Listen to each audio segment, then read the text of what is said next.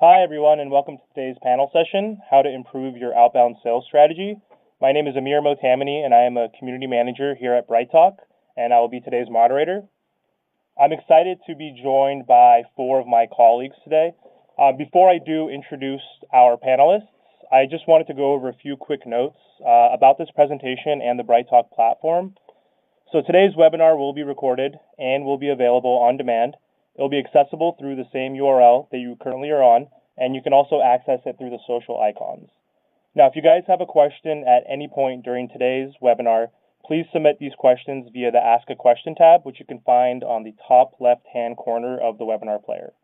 We will have a Q&A session at the end of the webinar, and so we'll try to address as many questions as possible.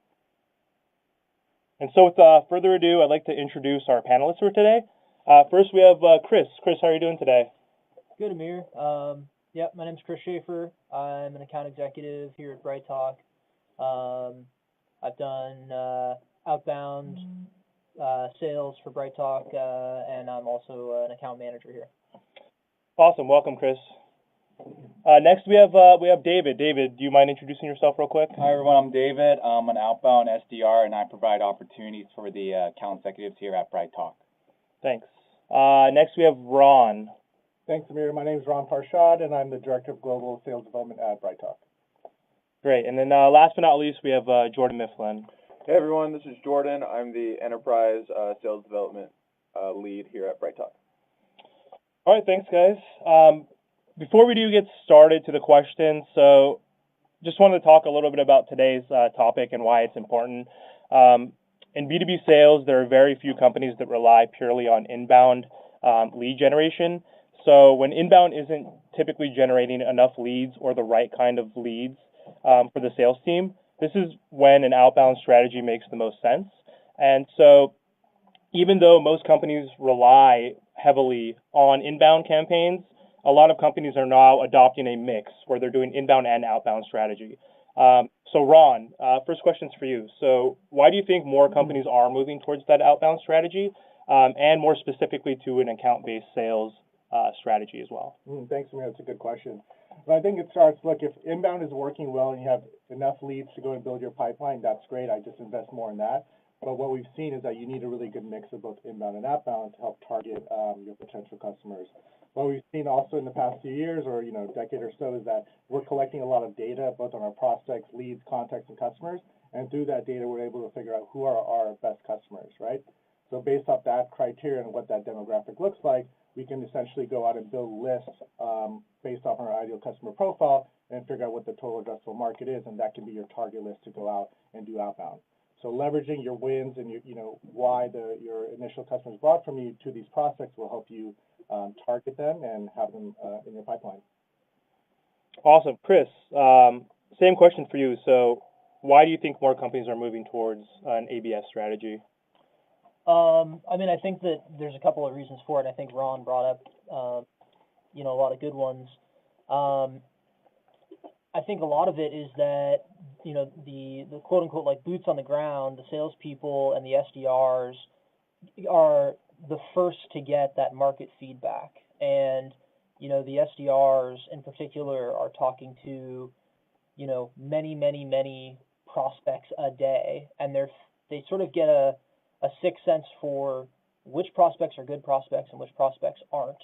And sometimes they get that sense, not in like a sort of quantifiable data sort of way, but more in a qualitative, instinctual kind of way. And being able to leverage the human element of your salespeople to target better accounts and pivot very quickly when necessary, I think is really powerful. It makes things very efficient.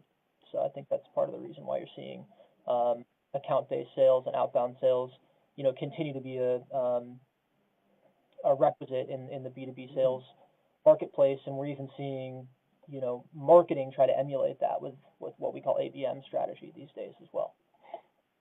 Right. Thanks, Chris. To stick with the topic of account-based sales, so here at BrightTALK not too long ago, we kind of shifted from just an inbound strategy to an inbound and outbound team. And Jordan is actually one of our enterprise SDRs. So Jordan, was just curious to hear what's the day in the life of an outbound SDR like? What are some of the different tactics and strategies that you've been able to develop and implement? Yeah, great question, Amir. Besides the usual calls and emails that are this stereotypical image of an outbound rep, smiling and dialing, it's important to give yourself time to learn more about the industry and the potential prospect that you're selling into. And for your key target companies, you want to be familiar with the content they're putting out, especially how it's relevant to what you're selling. So to give yourself triggers to have an actual reason to reach out and speak to what they're currently putting out in the market. And for your prospect, you want to know what they're talking about and sharing online, so you can first approach them with an authentic conversation that can potentially lead to a sales conversation. And it's not about tricking them into buying. It's about creating a dialogue where you first provide value and then ask for the opportunity to sell. There's a Gary Vaynerchuk quote that I love, which is, if you're giving more than you're taking, you get leverage for life. So I try to spend an hour or two each day, building up those triggers and the repository of content, so that when a demand gen marketer might be putting out about their current lead gen capabilities, I have third-party guide to share with them. Great, thanks for that. David, so same question for you. I know you're relatively new to BrightTALK, but so what's the day in the life of an SDR for you? Tell me about your strategy and tactics that you use on a daily basis. Yeah, so I agree with Jordan, everything, and just to add on to that, what makes a successful outbound SDR is you have to be organized and you have to have an agenda for each day, because there's, for example, like I heavily follow a marketer's Twitter's account or their LinkedIn and see what they're posting, and a lot of it has to do with personalization, not just what they're trying to sell or what their market is, but also about who they are as a person, what they like, and really try to connect with them not only at a business level but also at a personal level. So you have to manage each account and strategize your time effectively in order to get the best amount. Awesome, thanks, David. So we all know that sales development teams have become a vital part of a B2B sales organization. And so sales development here at BrightTALK is obviously very important, especially with our customer acquisition strategy. So Ron, besides the conventional metrics of how many dials an SDR has done for that day, as well as emails sent, what are some of the main metrics that you track, and how do you use that data to help improve the team's performance? Yeah, that's a great question. I think that the answers from both Jordan and David really teed it up on how we really like to take a hyper-personalization approach and just going to where our prospects are, right? And we sell to marketers. They're going to be on Twitter. They're going to be on LinkedIn. They're putting a lot of information out there to attract their own customers or their own leads, and we want to leverage that for our own prospecting, right? So we can be a trusted advisor and really value what they're putting out there as well. So I always go by the belief that if it matters, it measures. So I like to measure everything that goes, all the activities that happens with the sales development team. Aside from the calls, connects, emails, meetings set, and meetings accepted and pipeline and all that stuff, we try to follow a specific sort of personalized email method that I learned from Jaco van der Kuji from Winning by Design. It's essentially the RRR method, which is a research reference request. That's very similar to your AIDA or YUY Now, created by other sales mentors out there. So we're tracking those on a specific metric. We're also tracking Twitter likes, follows, mentions, things like that, as well as LinkedIn in-mails and things along those lines. Also, we're tracking a lot of offline events, right? Offline attempts, right? So there's things like handwritten notes that are being sent out. We're going to meetups. We're going to events. We're trying to do things to meet people for coffee. So everything matters as far as like when you go out and try to reach a prospect. So we try to take a holistic approach about that and measure everything that might influence us getting a meeting and progressing the sales cycle. Awesome, thanks, Ron. And speaking of those like social touches and interactions that you guys are having, social selling is obviously a big trend. It's been a trend for the last 3 or 4 years. So a lot of the SDRs here at BrightTALK are leveraging different social mediums and tools, and they're doing obviously their due diligence and research, trying to find out as much information about a prospect before they actually reach out to that prospect. So with that in mind, Jordan, can you tell me about a time that you used the non-traditional approach to connect with a prospect? Yeah, of course, Amir. So like I touched on earlier, it's about creating an authentic conversation with your prospect or lead. And long story short, I was prospecting an IT security company and found one of the marketers on Twitter. He was talking about a hip hop group called the Tribe Called Quest. One of their members had recently passed away, and this was an extremely influential hip hop group. I'm a huge hip hop fan, so I had a lot of experience and have listened to the music growing up. And we just started tweeting about it online, and then he DMs me, and we're sharing our favorite songs, talking about their documentary, just sharing content about this group, nothing related to our industries or what either of us sell. And I had the idea to send him a vinyl from the group, what he said was his favorite record of theirs. And once he got it, he was completely blown away. He gave us a shout out on Twitter, both me personally and the company. And, that's the best kind of word of mouth marketing you could ever get. And then 2 weeks later, when he was discussing his upcoming marketing event, I, reached out to him and approached him with how BrightTALK might be able to help their event. And he instantly was receptive to my, pitch and value proposition, just because we had already had such an authentic dialogue. Yeah, so I definitely agree with Jordan. I see a lot of sales emails, just when I first started as an SDR at Codility and now at BrightTALKs, that it's all very business driven. And kind of going back to my old sales background, I used to work at Equity Exchange Co. We used to do very relationship based selling. And the biggest takeaway for me, like in any type of sales, is that you have to build rapport with the person and build their trust and know who they are as a person in order to even get their trust or earn their time to even talk about your product. So I definitely switched in my last few, at least in the last 100 emails, doing all hundreds of personalized emails. It took a lot of time and effort, but on my return on my investment, not only will I get to say yes, I'll take the meeting, but I also got compliments on how much effort I put in, how I took the time to earn their trust, and on top of that, when that meeting took place with the sales executive, at least 90% of them turned into a deal, and it got turned into closed business. Yeah, I couldn't agree with you guys more.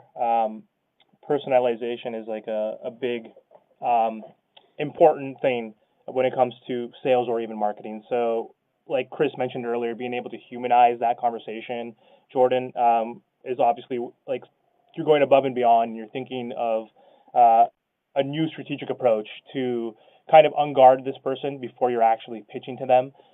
So that's an awesome story. And then David, again, personalization is obviously key. It might take more time to create those emails, but I feel like people are definitely going to be more receptive when you take the time to personalize that information. And I think it's a great thing that you guys are doing.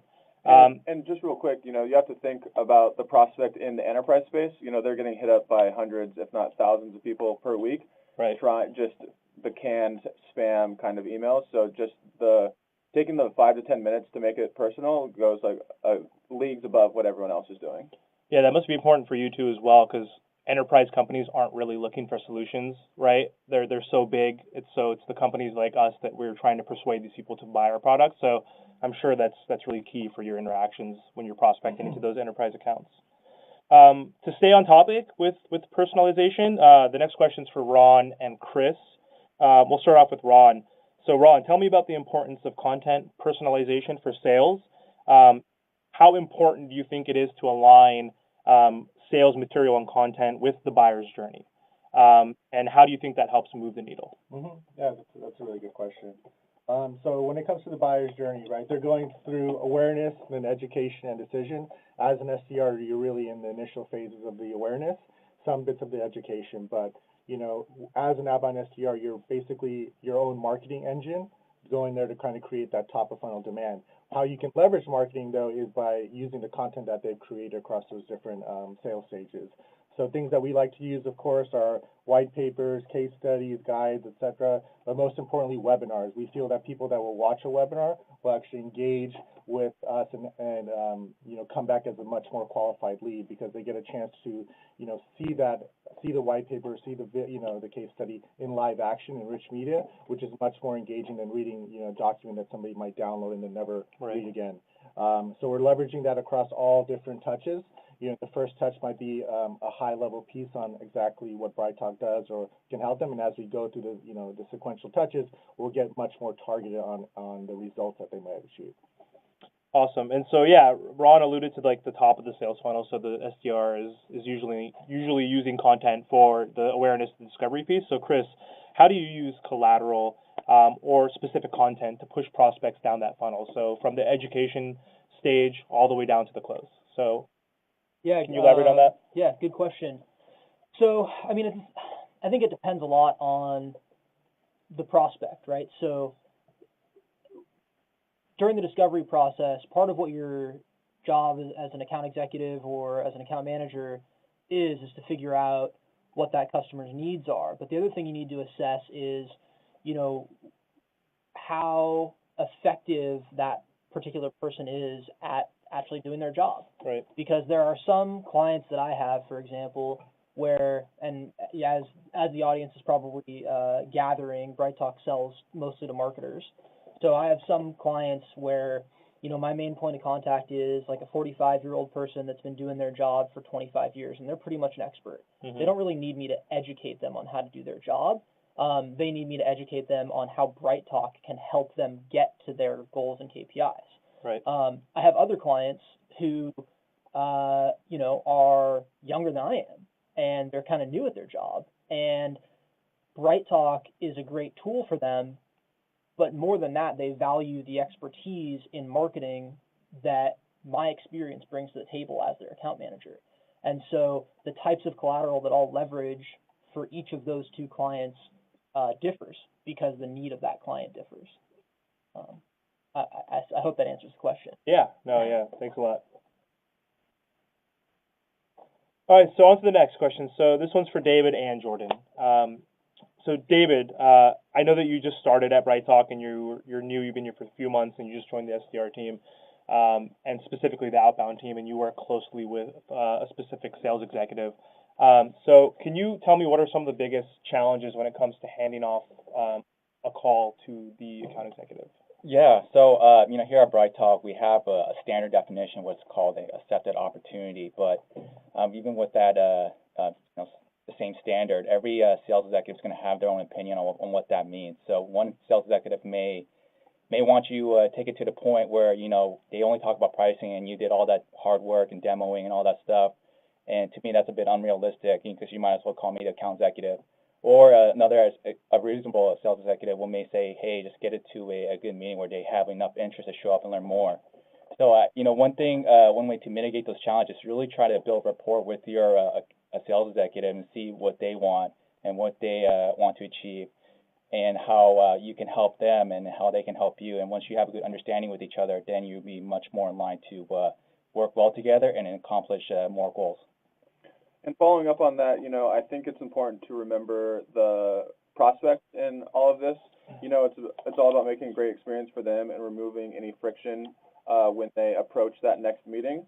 So, you know, you really want to reverse engineer what their perfect call would be. And, you know, you might, if you discovered any pain points in your first call and are setting up for your account executive, you want to make sure that you illustrate that to them, but also share content that might help the prospect learn in the week between calls so that, you know, they're staying educated and your company is staying top of mind.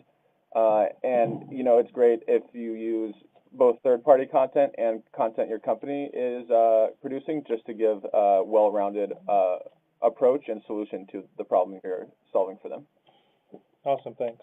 To follow up to that question, so typically with outbound programs, usually an SDR, depending on the company size, SDRs are usually paired with an account executive or a sales executive. So, Chris, what do you think the advantages are for sales executives to partnering up with SDRs?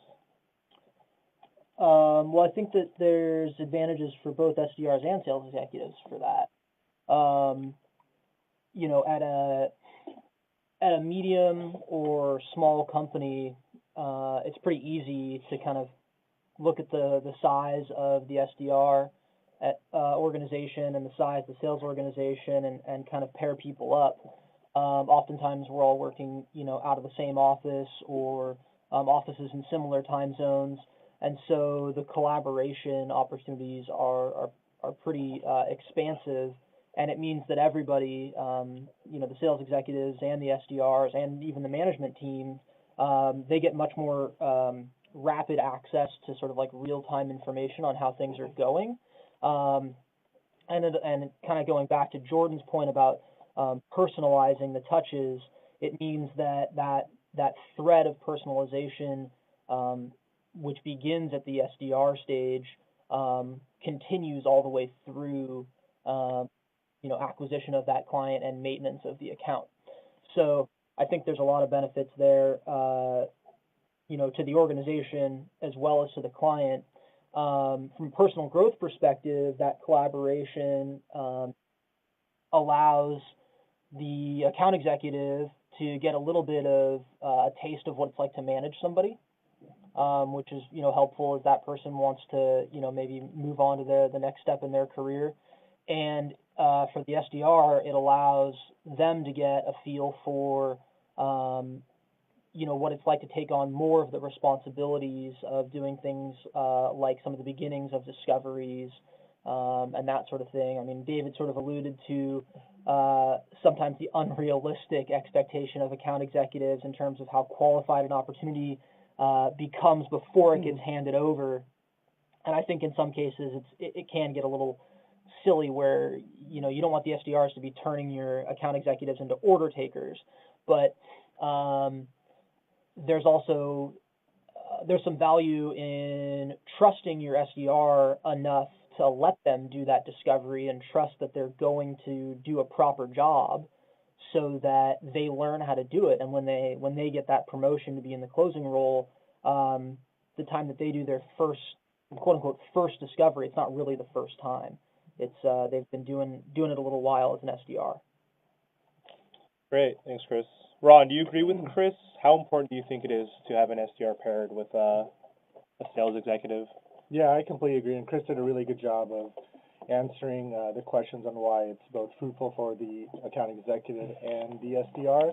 I think the mentorship, the collaboration is key, but overall we want the AE and the SDR to treat their territory like their own business, right? So that goes from planning, building the list out, the contact strategy that goes with it. How are they going to work with marketing, to leverage maybe physical events and, so on and so forth. But also, with that process, the AE and the SDR can really have a 1-2 combo punch on accounts. So if I'm the AE, I'll go to the top and target CEOs, while if I'm the manager, and this is on the SDR, I can go at the manager level or at the associate level, and this is especially effective in enterprise to go and figure out and do some research and mapping, and then go leverage that to go talk to the senior level people. So overall, I think it's what should be done, if you can't afford it, because of the mentorship, the collaboration, and also just the efficiency and the effectiveness that you'll have with that combo. Great, thanks. Couldn't agree with you guys more. To stay on topic with the SDR and AE relationship, once an SDR sets up a meeting for the account executive, typically their work is considered to be done. But with today's purchasing decisions, usually involving 5 or more people, how do you guys typically expand that relationship in order to get the deal closed? Chris, you want to take that one? Sure. It's a good question. I think it gets handled differently depending on how your relationship with your SDR is structured, and also how big the account is, right? I mean, if you're talking about a 50-person company, you're probably looking at a team of 2 that are going to be part of the buying decision. You don't really need a lot of air cover in that scenario, right? Like, let's get a meeting with one of those people, and then we'll rope in the second guy if we need to, is kind of the thought there. In Jordan's case, though, where, I mean, he's dealing with enterprise companies like EMC, Dell, CA Technologies, those kinds of folks.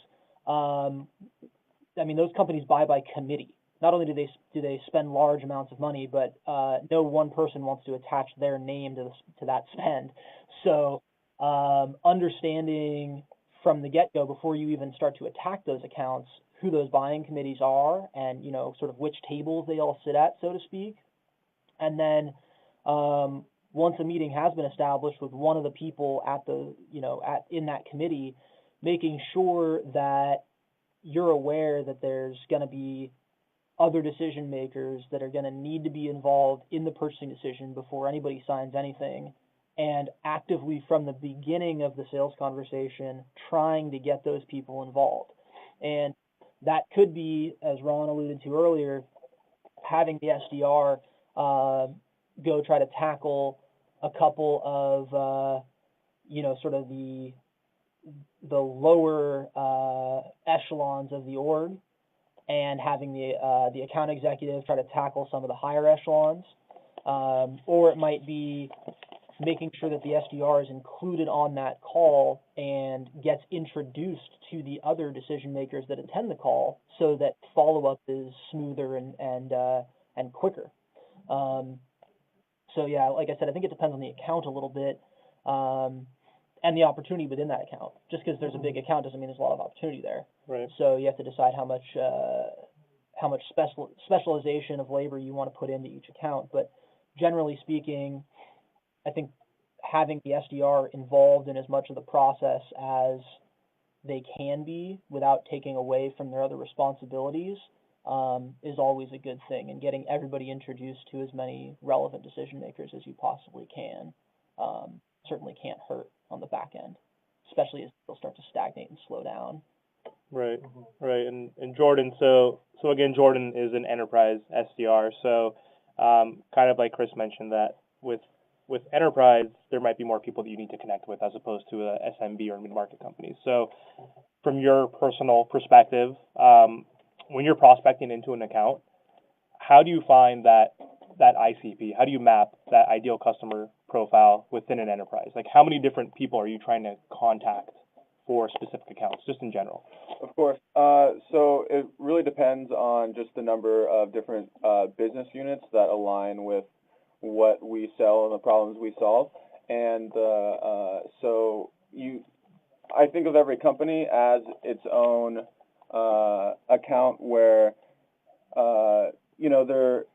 there's going to be a different target segments that I go after first. So if a large enterprise company has 5 different business units, I'm going to rank those and see which lead more favorably into our value proposition, and then from there leverage those conversations to expand into the other business units. So typically it's at least 10 people in each varying business unit, and I try to get people from every different like managers, directors from every different decision making, so that you can more readily rope in other people to the conversation, so that once you speak with a manager, you can approach a director saying, this is how we understand what your KPIs are for this coming quarter or year. How can we have a conversation soon about this? Awesome. David, so yeah, similar question. So you're working with mid-market, right? Mm-hmm. Right. So how many people are you typically trying to prospect into? So how many different leads do you have from a specific account that you're trying to reach out to at any given time? Yeah. So so I'm a huge fan of account-based selling, and as you know, there's not only one type of marketer. Every marketer is responsible for certain aspects of marketing, whether that's doing a summit or trying to do demand gen or whatnot. So, I look at every marketer and try to see what their persona is and what they want to buy. So I reach out to every type of marketer, whether it's a field marketer or demand gen or CMO or VP, and sell to them based on what their job role is. And I'm trying to get everyone involved into that, what BrightTALK does, so this way that they can all come together and make a decision and ultimately choose to invest in BrightTALK. Because like going back what Chris Schaefer was saying, that today no single person is going to put their name to a bill. It's all going to be a team decision, and they're going to decide on what's going to be best for their company. Totally agree. Thanks, David. So we're almost wrapping up now. I have one more question that I'm going to ask each of the panelists. So what are some of your favorite sales enablement tools that you guys use on a daily basis and that you can't live without? Let's start off with Chris.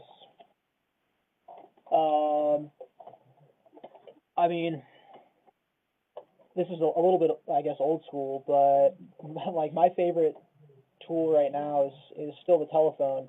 It seems to have fallen out of favor because so many of our prospects just don't even look at their telephone during the day anymore.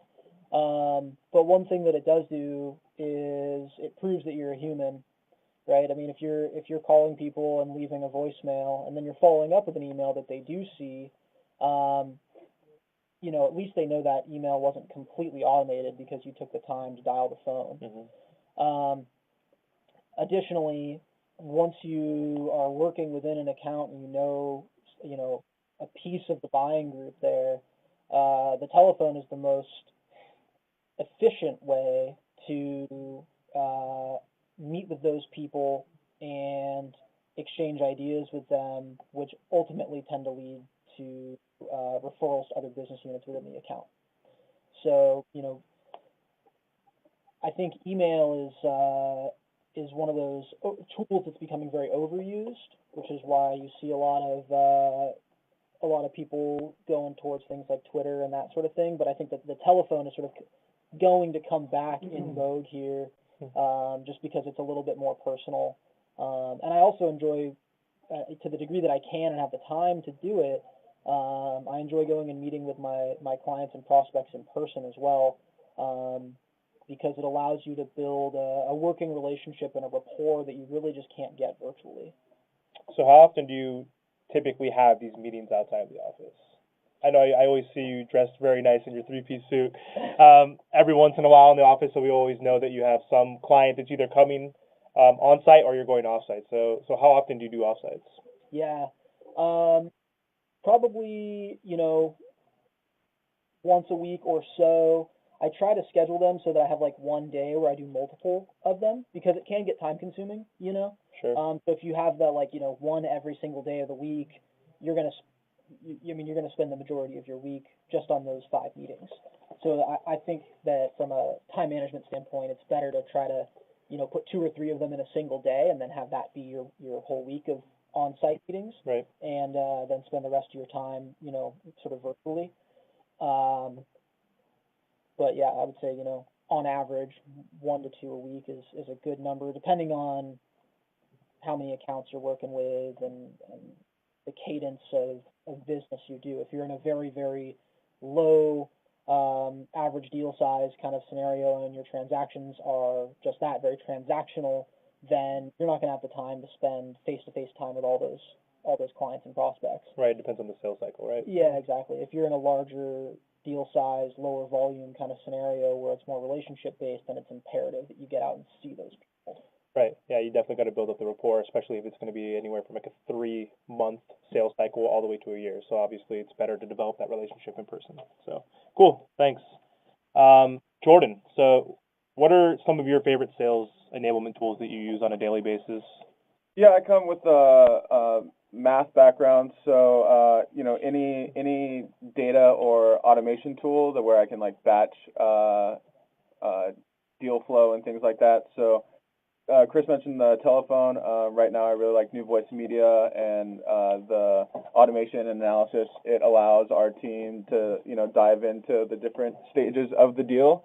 And for prospect data, just Datanyze and a free tool called Connect that can kind of fill in the gaps that Datanyze has. And then I think my funnest tool is just Twitter, just to actually like see what people are interacting with in real time and see the conversations they're having. Awesome. So yeah, David, what are some of your favorite sales tools that you use on a daily basis? Yeah, as corny as may sound, it's actually my team members, because you look at ToutApp and New Voice Media and whatnot. They're great tools, but in reality, all they do is just kind of speed up the process. Like if you want to cook a meal, you put it in the microwave and it's going to heat it up really quickly so you can eat it. One thing that you just can't get is the value from your team members. Like for instance, my colleague Jordan, he's very good at writing value-driven emails, whereas I'm very good at writing personalized emails, really trying to find a common ground and connect with them on a personal level. So, if you're able to leverage your team members' strength and learn from each other, I think that's going to ultimately make you into a better salesperson and also a better team that's going to ultimately help the business close more deals. Awesome, thanks. Last but not least, Ron. So what are some of the tools you can't live without to help you be more productive? I think the team did a good job of saying what they like to use. I think David's comment on collaboration. We like to create something I like to call like a self-learning organization, right? So I'm obviously not going to be on the floor every second of the day. So what I like to do is with our constant trainings, have the team collaborate and share good ideas, right? We want to celebrate our wins at the end of the day because it is a tough job. But for me, what I'm trying to do is to find other areas where we can go and have some penetrate new accounts. So tools like Datanize, Data Fox is also something that I really like as well, and doing some growth hacking on Twitter and trying to find intent signals that we can leverage for our own outreach. So along with the traditional, Salesforce, Marketo, Datanize, New Voice Media, Tout App, etc. Sales Navigator, of course, is a really big one. We're trying to do things kind of a little bit differently so that we can reach our marketers. Awesome. Thanks, guys. Now we're on to the Q&A. So let me check to see if we have any questions submitted from the audience. All right, looks like I got a question. It could be for David, I guess Chris or Jordan as well. But so someone asked, how do you stay motivated? How do you cope with a low performance month? How do you guys deal with rejection? And how do you get out of that funk and try to stay positive when you're not having a good month or quarter? Yeah. Vacation. Yeah. So I like to start with that. You got to really think about the why you're doing this job, and what's really taking you to, why you want to be here. Like, if it's just to pay your bills and just put food on the table, then you can really do any job, and you're just really here just to collect a paycheck. For me, it's just the love to be able to convince someone and persuade them. Just that power that you have, the techniques and tactics to improve your self-confidence and also help someone else better their lives. And also just the fun and the hunt and just closing business is really what's helping me stay in this role. Chris, you want to take a stab at that as well? Sure. I think whoever wrote the question in, they used an interesting word. They used the word rejection, and I think that rejection is a very personal term, right? It's important that as a salesperson, you just understand you're going to hear no way more often than you hear yes. Full stop. Right. What you need to know about that is that that's not a rejection. That's a refusal of service right now. There's a big difference between me saying, hey, do you want this thing? And somebody saying, no, thank you, than me asking a girl to go on a date and her saying no and rejecting me, right? Those are two very different scenarios. And so we need to make sure we don't take that personal rejection feeling into our work, because it will burn you out fast if you bring that to the office with you. On that same vein, making sure that you're working with a team that you enjoy working with, and when somebody is a little rough on you on the phone, you can hang up the phone and have a laugh about it with the guy sitting next to you. Super important. There's a certain amount of team rapport that you win together and you celebrate the victories, and when you get your ass handed to you, you sit around and you drink beers and you talk about it, and it becomes one of those stories you laugh about later, right? That's got to be in the mix. Otherwise, you get burned out quickly, and it's hard to stay motivated. Right, totally agree. And a no today doesn't mean it's going to be a no in the future, right? And I guess that can apply with a relationship too, I guess. So Jordan, what's your take on how to stay positive when you're not having a good month? What's a low performance month? No, I'm just kidding. So I think, like Chris touched on, it's really just to reconnect with your team and see what's working for them. It's a great time to revisit your pitch. If you don't, for SDRs, if we don't set any meetings in a week, then you go to whoever's finding success and see what tactics are working for them, what messaging is currently working, and connecting with prospects, and then you integrate that into your workflow, and typically you always find success because sales is all about timing, and for whatever reason, your colleague's able to, thread that needle. So, by using the same messaging, you're able to strike when the iron's hot. Great. I see a few more questions that are coming in.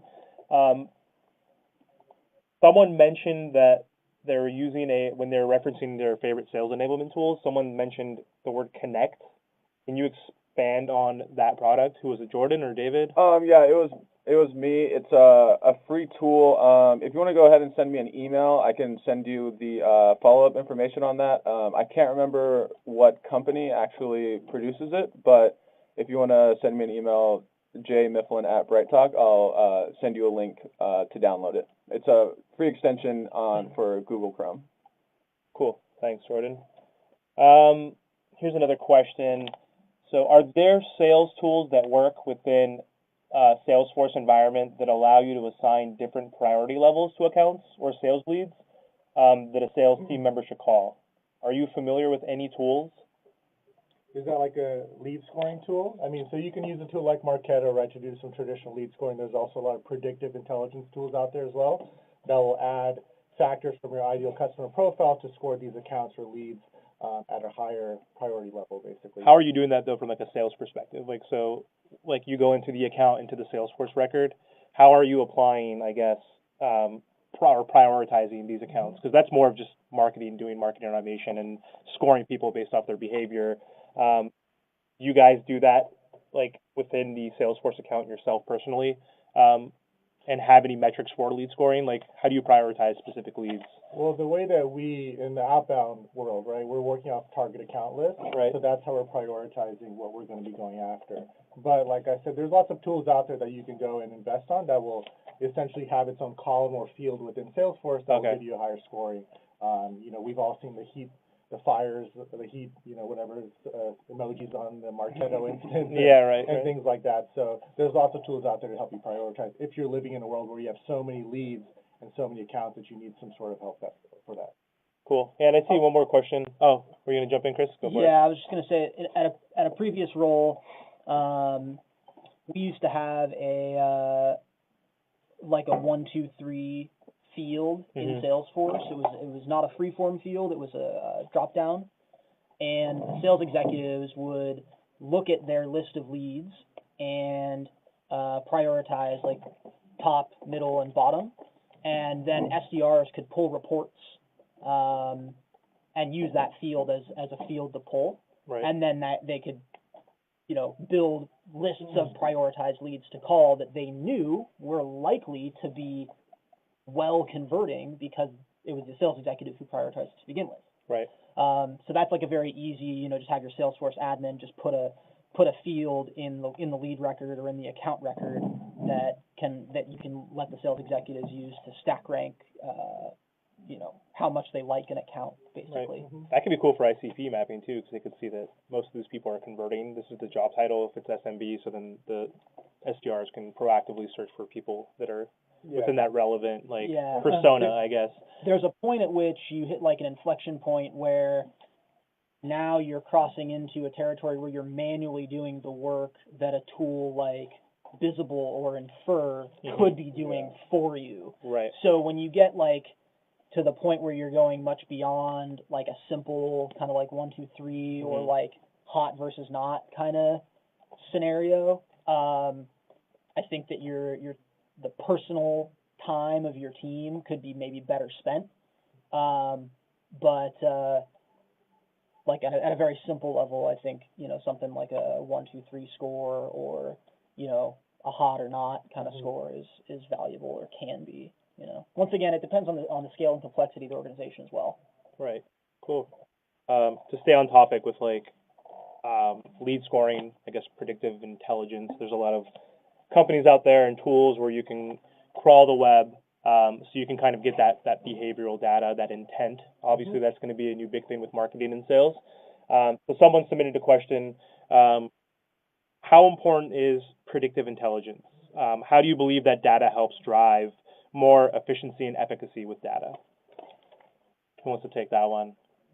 I can start off. I mean, it goes back to knowing your ideal customer profile, right? You can do this manually, and I've done it several times manually, but if you have the resources and you're sitting on a lot of leads and a lot of accounts that you need some help prioritizing, a tool like EverString, Infer, there's a few out there right now that are Lattice Engine, Mintigo, that will help you out with that, right? Right. So it's really up to you and what your total addressable market is, and if you need prioritizing that with the amount of staff that you have. So I think it's a great thing because you don't want to be setting up meetings or spending time on accounts or leads that won't result in being a good customer that has long lifetime value.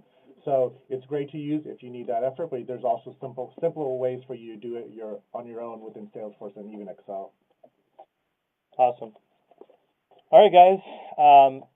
Doesn't look like we have any more questions, so just wanted to thank everybody for joining us today, and I also would love to thank my colleagues and the panelists. If any of you guys have any specific questions for any of us, feel free to reach out to us. You can see our email addresses right here. And yeah, I think we're good to go. Yep, that was it. And of course, if you have any video, webinar, or demand generation needs, please reach out to me directly, and we can help set you up with a quick intro call and a demo of our product. All right, thanks, guys. Take care. Thank you.